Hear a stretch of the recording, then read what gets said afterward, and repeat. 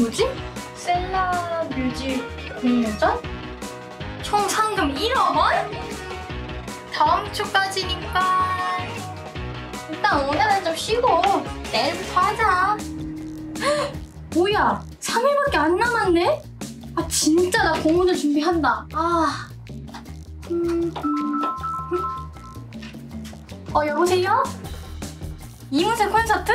바로 가야지! 야, 원래 뮤지션들은 남의 음악 들으면서 영감을 얻는 거야. 기다려, 나 바로 갈게. 힘들어. 너무 놀았나 봐. 일단 자자. 대박! 이 멜로디면 진짜 대선 타겠는데? 너무 졸려. 내일.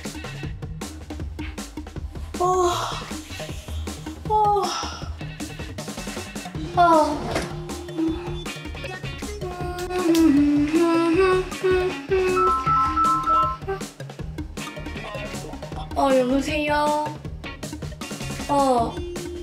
지금? 오케이, 지금 준비할게. 이제 진짜 정신 차리고 하자.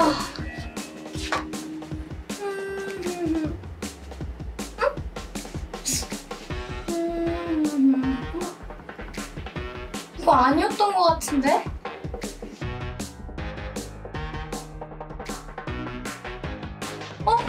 뭐야? 9월 12일? 어제까지였다고? 내 상금! 우리 일청년 장가희 자매예요. 하나님 주신 선물 같은 하루를 허겁지겁 보내고 헛되이 보내버리고 그 좋은 아이디어가 사라져버리는 이런 이야기.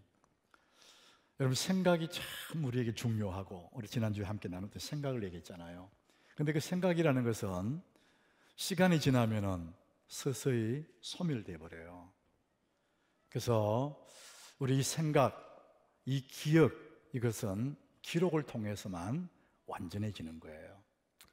오늘 하루는 하나님의 선물이다. 오늘 말씀의 제목이에요. 여러분, 주보 표지에 있는 이 이미지 여러분 가슴에 확 박히면 참 좋을 것 같습니다. 우리 한번 따라해 봅시다. 오늘 하루는 하나님의 선물이다. 여러분, 그 이미지만 생각해도 너무 기분 좋잖아요. 오늘 이 하루는 하나님 내 인생의 문 앞에 가져다 놓은 하나님의 선물이거든요.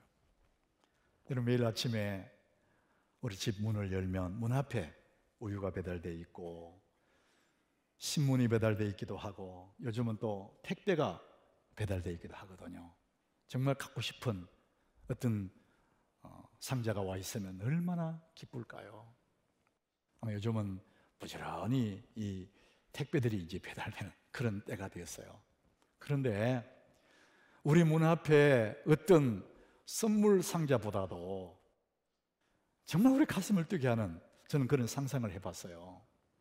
그 앞에 내가 정말 되고 싶어하는 나, 성장하고 성숙한 내 모습이 변화된 내 모습으로 내 문 앞에 서 있다면 얼마나 기쁠까. 사람이 누리는 그 기쁨이 여러 가지가 있지만은요, 자기 자신이 성장할 때 그 기쁨과 행복은 어떤 것과도 비교가 안 되는 거예요. 성장의 기쁨. 여러분, 이렇게 말하면은 내 나이가 얼마인데 성장하느냐 이렇게 생각하는 사람이 있거든요. 우리 이 몸은 어느 때가 되면 더 성장하지 않아요. 그러나 우리에게는 성장할 것들이 너무 많아요. 믿음이 성장하고 우리의 인격이 성장하고 우리의 삶의 모든 부분들이 성숙해가는, 이게 멋진 거잖아요. 사람이 성장하고 성숙할 때 그때 누리는 그 기쁨, 그건 대단한 거거든요. 사람은 성장할 때 기쁨을 누려요. 또 하나, 우리가 정말 기쁜, 행복한 그런 순간들이 있어요. 무엇을 하면 또 이렇게 기쁠까? 아마 여러분들이 오늘 하루가 내 삶에 어떤 일을 하면 오늘 하루 동안 행복할까? 아마 이런 생각 해볼 거예요. 직장인들 아침마다 가방을 사들고 허겁지겁 일터로 가야 되는데 그 직장에 나갈 그분이 직장에 안 나가도 된다. 안 나가면 너무나 행복할 거예요. 아마 내일 아침에 출근할 사람들이 맞아, 그럴 거예요. 우리 아빠들, 우리 가장들 그렇게 이제 삶을 살아가고 있거든요. 그런데 여러분 직장 안 나가면 참 기쁘고 행복할 것 같잖아요. 근데 며칠만 그래요, 며칠만. 조금만 시간이 지나면은 직장 안 나가는 그 자체가 너무나 힘들 거예요. 괴로울 겁니다. 사람들은 무엇을 하면 행복할까? 무엇을 하면 즐거울까? 내가 성장하는 것도 즐겁지만 또 하나가 있는데 그게 뭘까? 자기가 좋아하는 일 하면 행복할 거다. 이제 그런 생각할 거예요. 내가 좋아하는 것. 그래서 지난 3월달, 지난 3월에 서울경제신문 거기서 사람들에게 설문조사를 해봤어요. 이 코로나 시국이 끝나면은 가장 하고 싶은 일이 뭐냐고 물어보니까 1등이 해외여행 그랬어요. 다 여행 가고 싶대요. 2위가 뭐냐? 국내 여행. 이렇게. 1위는 해외여행. 그거 못 가면 국내 여행. 여러분 여행은 설레는 거죠. 낯선 곳으로 간다는 것은. 그런데 여러분 매일 여행 가면 내 하는 일은 없고 여행만 다니면 당분간은 재밌겠다 생각하지만은요 얼마 안 가서 그 여행이 시들해지고 나중에는 고달프고 힘들 거예요. 가방 들고 밖에 나가면은 그 피곤한 거예요. 직장 생활 그 작은 여유 틈을 내어서 잠시 어디 다녀오면 너무 달콤하지만 하는 일도 없이 맨날 여행만 다녔다. 여러분 그거 너무 피곤한 거예요. 여러분 비행기 타는 일 그거 설레는 거잖아요. 공항에 갈 때 소풍 가는 기분 들거든요. 제가 그랬거든요. 근데 그것도 한 번 타고 10번 타고 20번 타고 나중에는 비행기 타는 게 너무 힘들어요. 아이고 비행기 타는 게 너무 힘들어. 저는 그래서 멀리 가면요 그 걱정부터 비행기 어떻게 타지? 근데 저 같은 사람 말고 직업적으로 매일 비행기 타는 사람이 있거든요. 여러분 그 사람들에게 물어보세요. 비행기 타는 게 즐겁습니까? 아휴 진절머리 난다 그럴 거예요. 빨리 지상에 내려가서 일하고 싶다 그럴 겁니다. 여러분 아무리 하고 싶은 일도 자꾸 하면 나중에 그게 힘들어요. 그런데 하면 할수록 행복하고 하면 할수록 더 기쁘고 그런 일이 있어요. 여러분 그게 뭘까? 오늘 성경은요 확실하게 명확하게 말하고 있습니다.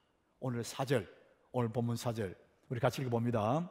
이스라엘아 들으라 우리 하나님 여호와는 오직 유일한 여호와시니. 하나님 백성들 향해서 이스라엘아 들으라. 너무 중요한 말이니까 들으라 그랬습니다. 하나님은 한 분뿐이시다. 자 그래서 그 다음 절에 보니까 뭐라 그러냐? 같이 읽습니다. 너는 마음을 다하고 뜻을 다하고 힘을 다하여 내 하나님 여호와를 사랑하라. 따라합시다. 사랑하라. 여러분 사랑하면 행복해요. 세상의 어떤 일도 반복하면 시들해지고 힘들지만 사랑하는 것은 아무리 해도 행복해요. 사랑하면 행복합니다. 날마다 해도 행복합니다. 하면 할수록 더 행복한 일이 사랑하는 거예요. 그래서 성경은 우리에게 우리 행복을 위해서 하나님 하시는 말씀이 사랑하라 이렇게 말합니다. 여러분 사랑하는 것이 행복한 거예요. 왜 그럴까? 왜 사랑하면 행복할까? 여러분은 아마 그런 생각은 안 해봤을 거예요. 근데 목사는 그 생각도 하는 거예요. 왜 사랑하면 행복할까? 성경에 보니까요 요한일서 4장 8절에 보니까 하나님이 어떤 분이냐? 하나님은 사랑이심이라. 하나님은 사랑이다 이렇게 말해서 하나님 자체가 사랑이라는 거예요. 그래서 우리는 사람은 하나님의 형상으로 지음받은 사람이에요. 그래서 하나님의 DNA가 내 속에 들어있어요. 그래서 우리는 사랑함으로 행복하도록 지음받은 존재예요. 하나님이 사랑이시고 그 DNA가 내게 있기 때문에 내가 사랑해야 행복한 거예요. 여러분 살아오면서 경험해 봤잖아요. 누군가를 사랑할 때 너무 행복한 거예요. 어린 시절에 엄마의 사랑을 받고 아버지의 사랑을 받고 할머니 할아버지 사랑을 독차지할 때 그때는 그렇게 못 느껴요. 당연하다 생각하죠. 막 행복하고 그렇진 않아요. 그런데 그 아이가 자라서 사춘기가 되고 이성의 눈을 뜨고 한 소녀의 마음이 갈 때, 한 소년을 좋아하기 시작할 때 그 아이의 가슴은 설레기 시작합니다. 북소리처럼 가슴 속에 울리기 시작합니다. 지금까지 부모에게 받던 그 사랑보다 10배, 100배 행복한 거예요. 사랑받는 것보다 사랑하는 것이 훨씬 행복. 그래서 성경은 사랑하라 이렇게 말씀하시고, 왜? 그래 행복하니까. 하나님이 하시는 말씀 모두가 다 우리를 위해서 하시는 말씀이에요. 따라합시다. 사랑하라. 이 사랑하면 행복하다는 거예요. 한 인간을 사랑해도 행복하고 하나님을 사랑해도 너무 행복하고, 그 사랑에 행복하다. 자, 그래서 여러분들이 행복하기를 원하면 사랑하라. 행복하기 원하면 운동해서 근육을 키워라, 이게 아니에요. 출세해라, 그것도 아닙니다. 여러분, 오직 한 가지, 너희들이 행복하기 원하면 사랑하라. 사랑이 행복하거든요. 자, 그러면은 사랑을 하되 그냥 사랑이 아니에요. 성경은 이렇게 말합니다. 그 앞에다가 형용사를 달았어요. 네가 행복하면 사랑하는데 마음을 다해 사랑하라, 이렇게 말씀합니다. 오늘 5절에 보니까 그 말씀하죠. 너는 사랑하는데 마음을 다하고, 이렇게 말을 해요. 뜻을 다하고 힘을 다하여 내 하나님 여호와를 사랑하라. 그 너는 사랑하라, 그 속에 마음 다해라는 거예요. 여러분, 마음을 다한다, 이것은 의지적인 사랑을 말합니다. 뜻을 다하고 힘을 다한다, 의지적인 사랑이에요. 바라만 보면 가슴 뛰고 막 손 대이면은 전기 오고 그런 게 아닙니다. 저절로 되는 그런 사랑 누가 못해요. 근데 마음을 다하고 힘을 다하고 뜻을 다하는, 이것은 우리가 의지적으로, 내가 감정으로는 사랑에 안 가지만 내가 의지로 사랑하는 걸 말하죠. 이게 예수님의 사랑이에요. 예수님이 갈보리 언덕 십자가에서 피 흘리고 죽으신 것은 의지적인 사랑이에요. 사랑할 수 없는 죄인들을 사랑해서 십자가에 죽으시는 거예요. 힘을 다해 거기서 죽으시는 거예요. 온 힘을 다해서 그 죽음 앞에 버티는 거죠. 그게 예수님의 사랑이라는 것이죠. 그래서 우리가 행복하기 원하면 사랑해야 되는데 어떻게? 마음을 다해 사랑하라, 이렇게 말합니다. 그러면 어떻게 우리가 마음을 다해 사랑할 수 있을까요? 내가 어떻게 하면 마음 다해서 사랑할 수 있을까? 오늘 6절에 그 답을 이렇게 말합니다. 오늘 내가 네게 명하는 이 말씀을 너는 마음에 새기고, 따라합시다. 마음에 새기고. 우리 마음에 새기는 것이 마음 다해 사랑할 수 있는 방법이라는 거예요. 여러분, 우리 마음, 그러면 사람들 마음이 어디 있지? 보통 가슴에 손을 대긴 하지만 사실은 그게 아니죠. 그런데 이 히브리어 표현으로는 이 마음은 사람의 가장 깊은 곳의 중심, 이렇게 말을 해요. 우리 몸의 가장 중심에 뭐 중간에 여기 위도 있고 심장이 있겠지만, 한 인격, 사람의 가장 깊은 곳의 중심, 그게 마음이라는 것이죠. 우리는 알 수는 없지만, 그래서 가장 중심, 가장 깊은 곳에 그것이 마음인데 거기에 색이라는 겁니다. 그게 사랑을 새겨 놓으면 사랑이 나온다는 거예요. 이 새긴다는 게 중요합니다. 우리가 예수님이 탄생하실 때, 크리스마스 가까이 가면 우리 꼭 그 말씀 나누잖아요. 예수님이 탄생하기 직전에 유대 들판에 목자들이 양을 치고 있었어요. 하늘의 별이 반짝반짝하는 그 밤에 양을 치고 있는데 천군 천사들이 나타납니다. 그리고 예수님의 탄생 소식을 알려줘요, 목자들에게. 그 누가복음 2장 11절이죠. 오늘 다윗의 동네에 너희를 위해서 구주가 나셨는데 곧 그리스도 주시니라. 예수님 오셨다는 거예요. 그리스도가 왔다는 거예요. 이분들이 너무나 놀라고 기뻐하면서 베들레헴으로 갑니다. 가서 17절에 보니까 그들이 천사가 자기들에게 전해준 그 아기에 대한 얘기를 다 말을 합니다. 이제 그 얘기를 들은 사람들, 18절에 보니까 듣는 자가 다 목자들이 그들에게 말한 것들을 놀랍게 여기더라. 야, 천사 이야기를 듣고 너무나 놀라는 거예요. 감동받는 겁니다. 와, 그런 일이 있었구나.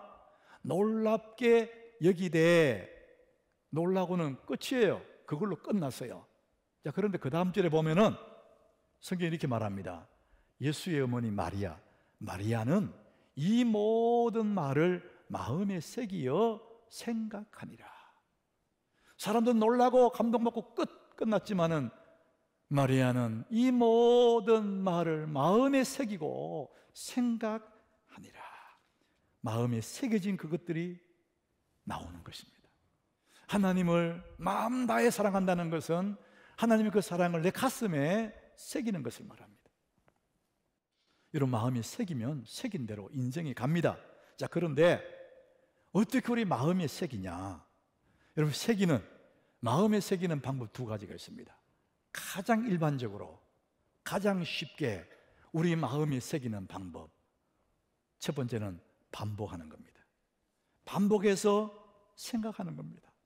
하나님의 사랑을 반복해서 생각하는 거죠. 오늘 7절에 보니까 그 반복을 얘기합니다. 내 자녀에게 부지런히 가르치며, 하나님 사랑을 내 자녀에게 부지런히 가르친다. 이 부지런히 가르친다는 말은 반복을 얘기합니다. 또 가르치고 또 가르치고, 하나님 사랑을 계속 반복해서 가르치고, 그 아이가 집에 있을 때든지 길을 갈 때든지 누워 있을 때든지 일어날 때든지 계속해서 반복하면 그 아이의 마음 신비에 새겨져 버린다는 거예요. 새기는 가장 좋은 방법은 반복하는 거예요. 두 번째 새기는 방법, 기록하는 것입니다.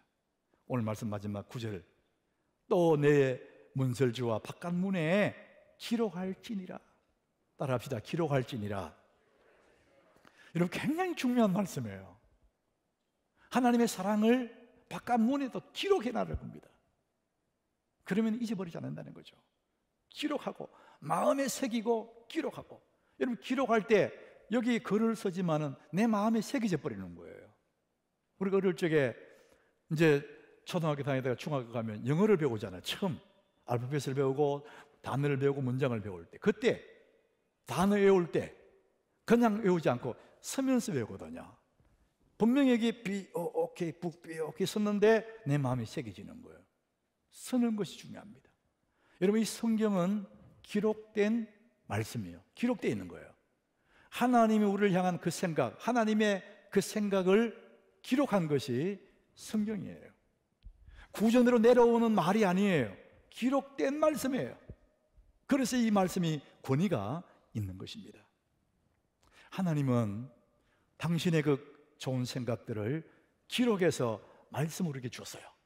뿐만 아니라 하나님은 매일 우리의 일상을, 사랑하는 아들, 사랑하는 딸들의 일상들을 매일매일 하나님이 기록하신대요. 시편 139장 16절에, 이게 시적인 표현이지만은요, 잘 읽어보면 정말 우리 마음을 뜨겁게 하는 말씀이에요. 내 형질이 이루어지기 전에 주의 눈이 보셨으며 나를 위하여 정한 날이 하루도 되기 전에 주의 책에 다 기록되었나이다. 나라는 사람이 엄마의 모태에서 형질이 생기기도 전에 하나님은 다 알고 계시면서 기록하고 계시는 거예요. 태어날 아이를 생각하며 엄마가 육아일기를 쓰듯이 하나님은 사랑하는 아들, 딸들 태어나기도 전에 육아일기 쓰듯이 우리의 삶을 기록하고 있다는 거예요. 시편 56장 8절에 보면 우리가 성장, 장성에서도 하나님께서 기록하고 계신답니다. 나의 유리함을 주께서 계수하셨으니. 유리한다는 것은 방황한다는 거잖아요. 삶이 흔들리고 어려울 때도 하나님은 우리를 바라보고 계시고 이것이 주의 책에 기록되지 않은, 하나님은 우리가 슬프고 괴롭고 답답하고 방황할 때도 주님이 다 이렇게 육아일기를 쓰듯이 내 아들, 딸이 자라가는 것을 기쁨으로 쓰고 있는 거예요. 여러분, 아이가 자라갈 때 엄마가 그 일기를 쓰면서 얼마나 행복할까요? 하나님이 오늘도 기록하고 계신다는 거죠. 여러분, 기록이라는 것은 우리의 기억을 완전하게 만듭니다. 기록은 우리의 생각을 태어나게 만들어요. 여러분, 우리 생각은 눈에 보이지 않는 거거든요. 시간에 가면 소멸돼요. 그런데 우리의 생각을 기록하면 그 생각이 형체를 입고 드러나는 겁니다. 탄생하는 것이죠. 기록은 우리의 인생을 다듬어주는 하나님의 방법이에요. 기록하는 것. 지난 우리 8월 달에 8월 둘째 금요일 날 OTN 때 여기서 다녀간, 우리 교회 다녀간 박효철이라는 스몰스텝의 저자, 그 형제가 와서 간증을 하고 갔어요. 여러분들이 아마 그날 저녁 오신 분들은 들었을 것이고 또 유튜브로 보신 분도 계실 건데, 저는 그때 떠나 있으면서 유튜브로 그 형제의 간증을 제가 들었어요. 여기 교회 왔기 때문에 이제 신앙적인 간증만 하고 갔는데, 사실 이분의 그 비하인드 스토리를 보면 감춰진 것들이 있어요. 우리 공감되는 부분들이 많이 있습니다. 이분이 평범한 직장인이었는데 그 직장의 한 팀을 맡은 팀장이었대요. 근데 어느 날 회사 사장님이 전화를 한 거예요. 자네 팀의 팀장이 바뀌었어, 이렇게 말하더래요. 다음 날 직장에 가보니까 자기가 앉은 그 자리, 팀장 자리에 다른 사람이 팀장으로 앉아 있는 거예요. 자기 책상은 저 구석에 조그만 책상을 옮겨 팀원으로 보내버린 거예요. 근데 그 팀장이 된 그 사람은 자신이 면접을 하고 뽑아놓은 사람이었는데 그 사람이 팀장이 되고 자기는 그 사람 밑에서 일하는 사람으로 바뀌어져 있는 거예요. 피가 거꾸로 솟는 것 같아요. 야, 내가 살고 싶지 않다. 별 생각 다 하고 저녁에 퇴근을 해서 전철을 타고 가는데 숨이 막 막혀, 숨이 안 쉬어지더래요. 아휴, 내가 이러다 죽지. 그래서 전철에서 내려서 약국에 갔더니 그 약사가 이 젊은 사람에게 하는 말이 공황장애라 그러더래요. 공황장애. 숨도 쉴 수 없고 앞이 꽉 막혀 있는 그런 일을 이분이 당한 거예요. 죽을 것 같은 벼랑 끝에 선 거죠. 자, 그럴 상황을 어떻게 이분이 극복하고 오늘의 삶을 살고 있는지를 이분이 자기 책에서 밝혔어요. 그분이 쓴 책, 스몰 스텝이라는 책에 가장 첫 번째 챕터에 이런 얘기 있어요. 첫 번째 챕터가 이겁니다. 스몰 스텝은 이렇게 시작되었다. 그러면서 그 밑에 작은 제목이 이겁니다. 나를 만나는 시간 세 줄 일기. 이번에 스몰 스텝은 새로운 인생의 출발점은 하루에 세 줄 일기를 썼다는 거예요. 이분은 그 얘기를 계속 얘기해요. 저는 이분의 책을 읽는 순간, 지난 봄에 읽었거든요. 지난 그 연초에. 그리고 이분을 초청했는데 저는 그걸 보는 순간 아, 이분이 읽은 책이 따로 있구나. 그 책을 소개는 안 하더라고요. 어느 정신과 의사가, 일본 사람이죠, 정신과 의사가 쓴 하루 세 줄 마음 정리법, 이런 책이 있어요. 제가 한 4년 전에 밴쿠버에서 그 책을 읽었거든요. 그 책을 번역한 사람이 정선희 방송인이에요. 개그우먼입니다. 근데 이 사람도 참 우여곡절을 많이 겪었대요. 공황장애 겪을 만큼. 근데 이 사람이 이 책을 번역하고 이 책을 자기 삶에 적용하면서 벗어났다는 겁니다. 그게 세 줄 일기예요. 그 세 줄 일기 37페이지에 이런 얘기가 적혀 있어요. 변화를 위해서는 무엇이 가장 중요한 것일까? 그것은 안정이다. 자신을 변화시키기 위해서는 우선 스스로를 확실하게 안정시켜야만 한다.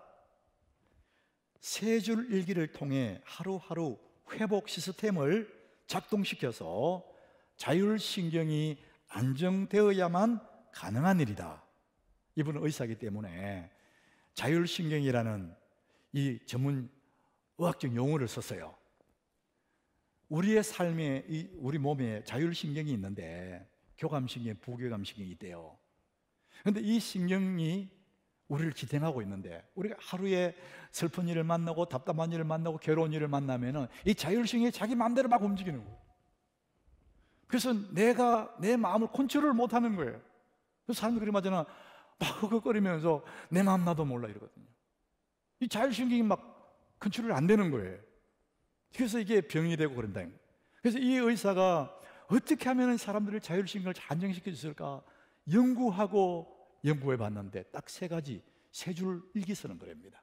첫 번째, 이 일기는 언제 쓰느냐? 하루 일과가 마감되고 저녁에 잠자리 들기 직전에 세 줄만 딱 쓰는 거예요.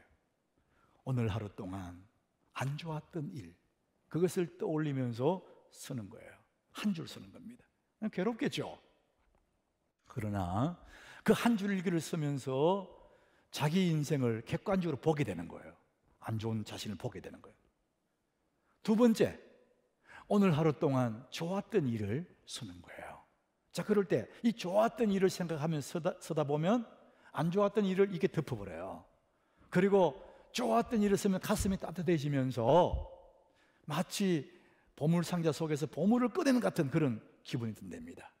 그게 감사 일기일 수도 있고, 뭐 누군가의 고마운 이야기도 있을 수 있겠죠. 두 번째, 이제 좋았던 얘기를 쓰는 거죠. 세 번째는 내일 내가 할 일, 목표를 쓴다는 거예요. 아무것도 아닌 일, 내일 할 일을 써놓고 그 일을 하면 굉장히 어색해지고 멋이 있어 보인다는 거예요. 생각 없이 하는 것보다 미리 다 써놓고 그 일을 하면 굉장히 대단한 일을 한 것처럼 느껴진답니다. 자, 이 세 줄 일기를 통해서 자기를 객관화하고 그날 하루 우리의 자율신경이 마음대로 막 뛰는 이걸 안정시켜주는 가장 좋은 방법이 잠들기 전에 하루 일과를 요약해서 세 줄로 쓰는 겁니다. 저는 우리 하남교회 교우들을 생각하면서 내가 이걸 꼭 얘기해 줘야 되겠다. 3년, 4년 읽었던 책을 내가 마음에 숙성시키고 있었어요. 우리 교회 너무 좋은 건 생명의 삶을 우리 묵상하지 않습니까? 새벽에 생명의 말씀 묵상하잖아요. 잠들기 전에 그걸 펴고 그 여백에다가 쓰시면 돼요. 오늘 힘들었던 일, 오늘 좋았던 일, 내일 내가 할 목표들. 그리고 잠들면은 마음이 딱 정리되기 때문에 잠드는 그 깊은 잠 속에서 이 자율신경들이 굉장히 안정이 되고 내 건강까지도 굉장히 좋아진다, 그런 얘기를 합니다. 저는 더해서 Believe It이라는 그 얘기를 하고 싶어요. 영어로 Believe It, 그것을 믿어라, 이런 뜻인데 그냥 한글로 Believe It 이렇게 제목을 썼더라고요. 최근에 나온 책이에요. 그게 제임이라는 아주머니 얘기예요. 이분이 너무 고달픈 삶을 사는 거예요. 힘겨운 일을 살아요. 남들에게 눈치도 보이고 남들이 다 자기를 외면할 때 너무나 혼자 탕그라니 노인 같은, 그럴 때 삶을 포기하지 않고 다시 일어설 수 있었던 자기만의 그 이야기를 그 책에 썼어요. 가장 핵심이 뭐냐? 자기가 너무나 힘들고 어렵고 포기하고 싶을 때 그때마다 나는 도구 상자를 연다, 이렇게 표현해요. 도구 상자. 오늘 주보 표지에 박스, 그 상자 속에 선물들이 들어있잖아요. 도구 상자를 이 사람이 연다는 거예요. 여기 이 상자에는 데일리 박스라고 해놨는데 이 사람은 툴 박스겠죠. 자기의 지친 자신을 회복시키는 그 어떤 기구들이 거기 있다는 거죠. 그 기구 상자를 열고 거기에서 기구들을 끄집어내면은 자기가 지쳤던 자기가 살아난다는 거예요. 그래서 도구 상자 얘기를 해요. 그러면은 이 제임이라는 사람이 가지고 있는 도구 상자는 뭐가 들어있나? 그 상자 속에는 아주 단순한 것, 설교를 들었을 때 은혜되었던 이야기, 자기가 좋아하는 성경 구절, 명언, 힘이 되는 이야기, 시 이런 것들을 모아놓는 거예요. 스마트폰에도 모아놓고 손에 닿는 곳에 모아놓다가 힘들 때마다 그것을 끄집어내면은 나도 모르게 힘이 공급이 된다는 거죠. 그게 도구상자다 이런 얘기를 합니다. 우리 그리스도인들에게 얼마나 좋은 도구상자가 있습니까? 성경이고, 여러분 스마트폰을 다 가지고 있고, 생명의 삶이 있어요. 거기에 좋아하는 찬양도 넣어놓고, 내가 좋아하는 명언도 넣어놓고, 성경 구절도 넣어놓고, 오늘같이 오늘 하루는 하나님의 선물, 이미지까지 딱 넣어놓으면 이거 보는 순간에 얼마나 마음이 위로가 되겠습니까? 여러분 유튜브 표지 그림 한 장 나와 있지만은 굉장히 생각을 많이 하고 만들어 놓은 거예요. 여러분 이미지 속에 가지고 가라고. 저는 이 그림 이미지 보면서 오늘 하루는 하나님의 선물이다 이럴 때 너무 마음이 여유가 생기는 것 같아요. 그 너무 행복해요. 우리 한번 따라해 봅시다. 오늘 하루는 하나님의 선물이다. 얼마나 좋습니까? 어제 보내버린 그 하루, 그냥 어제와 다름없는 그런 하루가 아니라 오늘도 신경질 나는 하루가 아니고 오늘 하루는 하나님의 선물이다. 여러분 이 하루가 하나님의 선물이 되면 가장 빛나는 삶이 될 수 있습니다. 똑같이 만나는 하루지만 어떤 이에게는 하나님의 선물이 되고 어떤 이에게는 평범한 하루가 되는 겁니다. 오늘 하루는 하나님의 선물이다. 이 생각을 하는 거예요. 생각. 그리고 그 생각을 내 가슴에 심어버리는 거예요. 새겨버리는 거죠.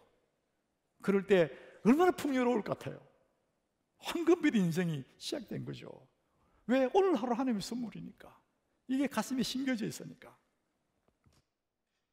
제가 이민교회 처녀 목회지 그 목회할 때 새벽에 일찍이 교회에 나가서 목양실에서 하나님 말씀을 묵상했어요. 예배당 입구에 목양실이 있었어요. 그 성전도 제가 지은 거거든요.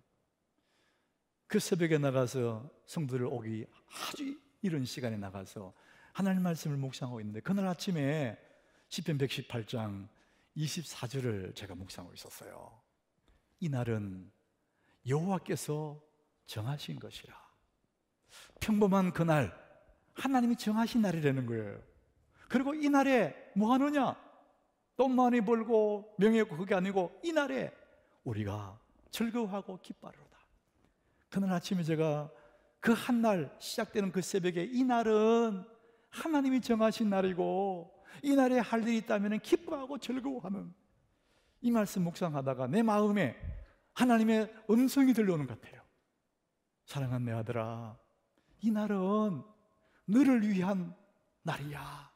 이 날은 내가 너를 위해 정해서 이 날 너 기뻐하고 즐거워하라. 이 날은 너의 날이라. 이 말씀이 내 속에 들려오는 거예요. 얼마나 황홀했는지 몰라요. 그래도 그럴 것이, 여러분 미국 칼렌더에 보면은 유명한 사람 이름을 따가지고 그 날을 정해요. 그리고 공휴일로 삼아요. 마틴 루터킹 데이 이런 날이 있어요. 루터킹 분 알잖아요. 유명한 분이니까. 그 날은 공휴일입니다. 칼렌더에 적혀 있어요. 마틴 루터킹 데이. 링컨 데이. 링컨 데이가 있어요. 링컨. 그 유명한 사람이니까 칼렌더에도 있고 공휴일도 잡히지만 나는 유명한 사람 아니잖아요. 근데 그날 아침에 하나님이 이 날은 너를 위한 날이야. 이 날은 선물이야. 너 이 날 기뻐하고 즐거워해. 그날 아침에 얼마나 저 혼자 감격스러웠는지. 오늘 하루는 하나님의 선물입니다. 여러분 매일매일 만나는 그날이 여러분에게 하나님의 선물이 되기를 축복합니다. 내가 그렇게 생각하면 그날이 되는 거예요. 하나님의 선물입니다. 아침마다 주님은 새로운 은혜를 배달해 주시고 아침마다 주님은 인자하심을 배달해 주시고 빛나는 눈부신 그날을 선물로 우리에게 주시는 것이죠. 그래서 우리는 매일처럼 주님 주신 선물 그 하루 속에 뭐 하느냐? 꿈을 꾸는 거죠. 기뻐하고 즐거워하고. 우리 성도들은 꿈을 꾸지 않습니까? 여러분 예수 안 믿는 사람들도 꿈을 꿔요. 장래에 어떤 미래를 바라는 것들이 많아요. 그것을 다른 말로 한 단어로 말하면 희망이라 그래요. 다 바람이 있어요. 동물은 희망이 없고 사람은 희망을 가지고 있거든요. 근데 그 희망, 그것은 장래에 대한 바람을 말하죠. 근데 희망과 비슷한 단어가 소망이 있습니다. 희망과 소망 다 바라는 바람이에요, 미래. 근데 엄밀히 따져보면 내용이 다른 거예요. 희망은 막연한 바람이에요. 잘 되겠지 뭐. 잘 될 거야 그냥. 이렇게 생각하는 거예요, 스스로. 여러분, 그것은 근거가 없어요. 그냥 막연한 바람이에요. 그런데 소망은 근거가 있는 바람이에요. 예수 믿는 사람들은 근거가 있어요. 내가 꿈을 꾸는 근거가 있어요. 오늘 이 한 날 하나님의 선물이다. 하나님의 성경에 근거가 있다는 거죠. 그 근거에 의해서 나는 꿈을 꾸는 거예요. 그 근거에 의해서 소망을 하고 있는 거예요. 그건 반드시 근거가 있기 때문에 때가 되면 내가 꿈꾸는 그것이 현실이 되고 내가 꿈꾸는 것들이 눈앞에 나타나는 것입니다. 왜 그렇습니까? 하나님이 그 근거로 보증을 하신다. 하나님이. 여러분, 빚 보증하시는 보증, 내가 보증 선다. 그러면 틀림없는 거예요. 여러분, 성경이 그 얘기를 하고 있거든요. 히브리서 7장 22절에 이와 같이 예수는 더 좋은 언약의 보증이 되셨느니라. 예수님이 내 삶의 보증이 되는 거예요. 더 좋은 언약의 보증이다. 얼마나 감격스럽습니까? 우리가 꿈꾸고 우리가 바라는 그 소망은 근거가 있는데 예수님이 보증을 썼다는 거예요. 그게 틀림없다는 것입니다. 오늘 하루는 하나님의 선물이에요. 보증되어 있는 선물. 제가 어느 새벽에 저 뒤에서 기도하다가 나도 모르게 막 찬양을 불렀어요. 큰 소리로 부르면은 다른 사람이 방해되니까 소리는 낮지만은 아주 힘있게 찬양을 불렀어요. 어떠한 고난이 닥쳐와도 만유의 주여 소망 되소서. 주님이 우리의 소망이잖아요. 우리가 꿈꾸는 것은 근거 있는 소망입니다. 여러분, 어떤 어려움이 와도 소망을 가지시기를 바랍니다. 하나님은 오늘도 우리에게 선물을 주시는데 이 하루가 하나님의 선물이에요. 여러분들이 그 선물을 받을 때 가을 들녘에 황금빛을 익어가는 곡식처럼 하나님의 선물 속에서 우리는 날마다 황금빛 인생으로 되어가고 있는 것이죠. 오늘은 하나님의 선물, 자기 좋은 생각을 가슴에 새겨버리세요. 그러면은 우리는 날마다 행복을 누리게 되는 것입니다. 사랑하는 우리 하나님께 교우 여러분, 오늘도 이 한날은 하나님의 선물이고 그 선물을 내 가슴에 새기고 하나님의 은혜를 누리며 사는 여러분 되시기를 주님 이름으로 축복합니다.